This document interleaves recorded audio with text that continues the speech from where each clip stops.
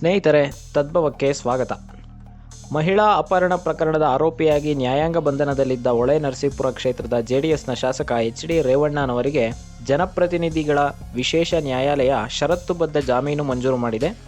ಈ ಸಂಬಂಧ ರೇವಣ್ಣ ಸಲ್ಲಿಸಿದ ಅರ್ಜಿಯನ್ನು ಶಾಸಕರು, ಸಂಸದರ ವಿರುದ್ಧದ ಕ್ರಿಮಿನಲ್ ಪ್ರಕರಣಗಳ ವಿಚಾರಣೆಯ ವಿಶೇಷ ನ್ಯಾಯಾಲಯ ಸೋಮವಾರ ವಿಸ್ತೃತವಾದ ವಿಚಾರಣೆ ಆಲಿಸಿ ಸಂಜೆ 6:34ಕ್ಕೆ ಜಾಮೀನು ಮಂಜೂರು ಮಾಡಿದೆ.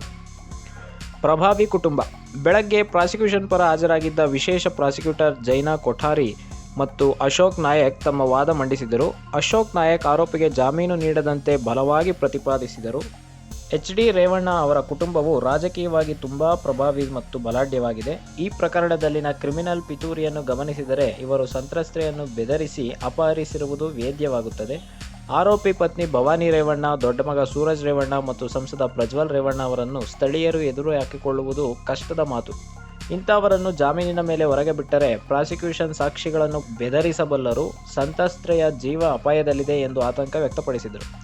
ರೇವಣ್ಣ ಪರ ಹಾಜರಿದ್ದ ಹೈಕೋರ್ಟ್ನ ಹಿರಿಯ ವಕೀಲ ಸಿ.ವಿ. ನಾಗೇಶ್, ಸಂತ್ರಸ್ತ ಮಹಿಳೆಯು ಕಳೆದ 10 ವರ್ಷಗಳಿಂದ ರೇವಣ್ಣ ಅವರ ಮನೆಯಲ್ಲಿ ಕೆಲಸ ಮಾಡುತ್ತಿದ್ದಾರೆ. ಆಕೆ ರೇವಣ್ಣ ಅವರ ಸಂಬಂಧಿಯೂ ಹೌದು.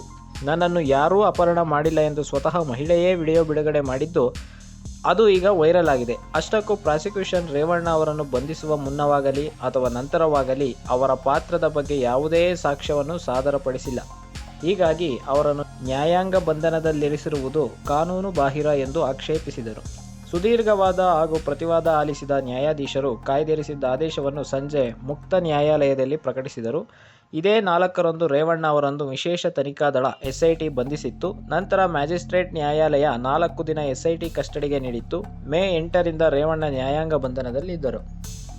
ಇನ್ನು ಕೋರ್ಟ್ ವಿಧಿಸಿದ ಷರತ್ತುಗಳು ಏನೇನು ಎಂಬುದನ್ನು ನೋಡೋದಾದರೆ, ಆರೋಪಿ ರೇವಣ್ಣ 5 ಲಕ್ಷ ಮೊತ್ತದ ವೈಯಕ್ತಿಕ ಬಾಂಡ್ ಮತ್ತು ಇಷ್ಟೇ ಮೊತ್ತಕ್ಕೆ ಇಬ್ಬರ ಭದ್ರತೆ ನೀಡಬೇಕು.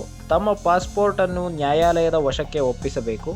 ನ್ಯಾಯಾಲಯದ ಲಿಖಿತ ಅನುಮತಿ ಪಡೆಯದೆ ರಾಜ್ಯದ ಗಡಿ ದಾಟುವಂತಿಲ್ಲ. ಪ್ರಾಸಿಕ್ಯೂಷನ್ ಸಾಕ್ಷಿ, ದೂರುದಾರರು ಅಥವಾ ಸಂತ್ರಸ್ತರಿಗೆ ಬೆದರಿಕೆ ಹಾಕಬಾರದು. ತನಿಖಾಧಿಕಾರಿ ಸೂಚಿಸಿದಾಗ ತನಿಖೆಗೆ ಹಾಜರಾಗಬೇಕು. ಮುಂದಿನ ಆದೇಶದವರೆಗೆ ಪ್ರತ್ಯಕ್ಷ ಅಥವಾ ಪರೋಕ್ಷವಾಗಿ ಕೆಆರ್ ನಗರ ತಾಲೂಕು ಅಥವಾ ಸಂತ್ರಸ್ತೆಯ ಕಾಯಂ ನಿವಾಸದತ್ತ ಸುಳಿಯುವಂತಿಲ್ಲ. ಪ್ರತಿ ತಿಂಗಳ 2ನೇ ಭಾನುವಾರದಂದು ತನಿಖಾಧಿಕಾರಿಯ ಮುಂದೆ 6 ತಿಂಗಳ ಕಾಲ ಅಥವಾ ದೋಷಾರೋಪ ಪಟ್ಟಿ ಸಲ್ಲಿಕೆಯಾಗುವವರೆಗೆ ಬೆಳಗ್ಗೆ 9ರಿಂದ ಸಂಜೆ 5 ಗಂಟೆಯ ಒಳಗೆ ಹಾಜರಾಗಬೇಕು. ಅಪರಾಧ ಕೃತ್ಯಗಳಲ್ಲಿ ಭಾಗಿಯಾಗಬಾರದು.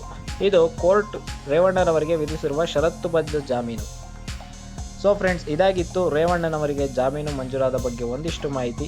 ಮುಂದಿನ ಸಂಚಿಕೆಯಲ್ಲಿ ಮುಂದಿನ ವಿಶೇಷತೆಯೊಂದಿಗೆ ಭೇಟಿಯಾಗೋಣ. ಅಲ್ಲಿಯವರೆಗೆ ಜೈ ಹಿಂದ್, ಜೈ ಕರ್ನಾಟಕ.